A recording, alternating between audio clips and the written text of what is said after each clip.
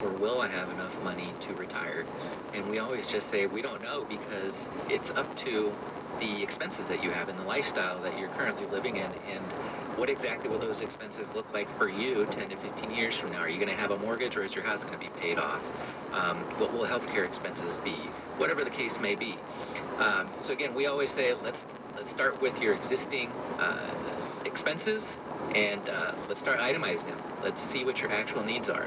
Then we start looking at various potential pots of money that you may have, that you may be saving for retirement. They may not be income orientated today. Maybe they should be probably growth orientated. We may make some projections for that 401k that you may have through your employer and how much you're adding to it on a regular basis and how much it may grow over the next 10 to 15 years. And we'll make some projections for that income stream from the 401k. A lot of people, Aubrey, that we visit with here in Southern California own real estate. Is that property cash flowing today? And if it's not, is it likely to be cash flowing in maybe 10 to 15 years? Maybe with a little bit of rental increase, maybe with debt payoff, whatever the case may be. We factor all these things and we try to create a retirement plan for someone. And I say this, there's no one way to design a retirement plan. Some plans are going to be more certain than other ones. Some are going to be a little bit riskier than other ones. It depends on the mix of investment and income generating sources that you have is what dictates the strength of the income that you're going to have, the reliability, is it going to keep up with inflation or not. We're here to just kind of show you the various trade-offs and the various options that exist with your personal financial situation, but it really is up to you to help us figure out what's best for you.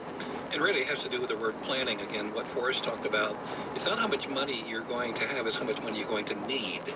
And as a general rule, part of financial planning is looking at your cash flow today and potentially what your cash flow needs would be when you are in retirement. And certainly the best time to do this kind of planning is certainly before you need it.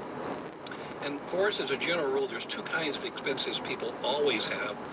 One is called fixed expenses, and that's sort of like a mortgage, if you will. And then there are variable expenses, which is really all others.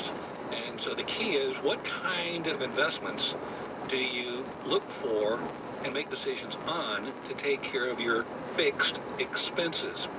And of course, there's a lot of different schools of thought for the different kinds of investments that are guaranteed. And unfortunately, some of the most guaranteed things are CDs, and we were with the gentleman this week has a couple of $millions in CDs, and they're earning him a little under 2%. And I said, well, you know, real inflation is about 1.7%, maybe 2. If you're earning 2, by the way, from your CD, hypothetically, you're also having to pay income tax on that. You get a 1099 at the end of the year, right? Yeah, I do. So you're earning 2, but you're not keeping 2. But real inflation, the government inflation is 1.7% or close to 2. But for us, if you factor in a thing called groceries and gasoline, probably real inflation is at least 5, maybe 6%. So the people that are keeping so much extra cash because they're afraid of investments actually are losing the purchasing power of their money. So then the real question in the financial planning world is, what kind of investments do I make a decision on that guarantees me income? Obviously, where there's a guarantee, you have probably spending a lot of money to get the guarantee, and there's some, again, schools of thought of annuities. Of course, there are different kinds of investments.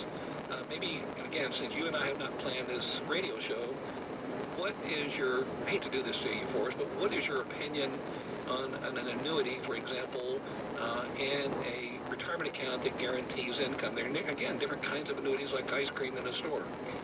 They can have a place in a retirement portfolio. It definitely depends on, life expectancies that somebody has, risk tolerance for people, liquidity needs. I think an annuity is going to feel good day one in retirement, where you feel like you have this guaranteed paycheck for the rest of your life. At the same time, fast forward 10, 15, 20 years from now, if what I see, Aubrey, is typically an annuity is going to be fixed, flat, guaranteed, not adjusted for cost of living. That same income stream is probably going to feel like it took a hit of 30 to 50%, 15, 20 years from now, depending on what real inflation is. And it's not going to buy the same amount of groceries, Aubrey, that we're all going to still have, or fuel, or other expenses. So you better have other investments in your portfolio that have been set aside and growing for you to help supplement that annuity, because it's not going to meet your expenses in the future. They generally do not keep up with inflation, and that's an issue for many retirees that have way too many annuities in your portfolio, and I have seen them. And Forrest, if you take a look at financial advisors, there is an array of financial advisors, like from an A all the way to a Z. There are some financial advisors that absolutely hate and detest and hate the word annuity. And those are the A's, if you will. If you go out to the Z's, they're financial advisors that think annuities are for everyone. And everybody gets an annuity. Well, is that right? Is that wrong? I'm not going to take a position, but people need to understand annuities. Annuities are like trying to understand a spaceship. You can't understand it. They're the most difficult property or investment to try to understand. But I will tell you, the guarantees of the annuity make you feel good. The problem is there are a thing called surrender charges. If you try to get out of that annuity, you're going to pay giant surrender charges, and very similar, those surrender charges are very close to the commission paid to the agent. And as you said, there's different variations of annuities. You just need to do your homework. And I've been on the advisory board, or not advisory, I've been on the board of directors of a bank holding company. And you take a look at where banks invest their money, where do insurance companies invest their money? We give $100,000 to an insurance company who guarantees us the annuity. You ever think about where the insurance company invests their money? And what kind of risk do they take? Well, if you take the same kind of risk the insurance company takes, then maybe an annuity is not the solution. Maybe finding out where the banks invest or the insurance companies invest their money is something for people to chew on. We literally have, if you take a look for us at some of the wealthiest and largest institutional investors in the world, pension plans and endowments, insurance companies, they really allocate a significant portion of their portfolio to income-producing real estate.